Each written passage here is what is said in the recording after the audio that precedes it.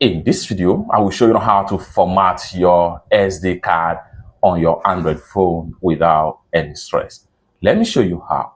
The very first thing you want to do is to go ahead. I'm going to exit from here now. And the next thing you want to do is to go ahead and open up your Android phone settings. Go ahead and click on settings. And the next thing you want to do is to scroll down right here. Continue to scroll down and click on storage. And the next thing you want to do from here, you have all internal device storage right here. For you to have access to SD card storage, go ahead and click on this device, then go ahead and click on ADV. Boom, you have access to your storage right here. Okay, now for you to format your SD card on your Android phone, all you have to do is to go ahead and click on these three dots. The next thing you want to do right here is to go ahead and click on format right here. And it's going to take you right here. Format SD cards for portable storage.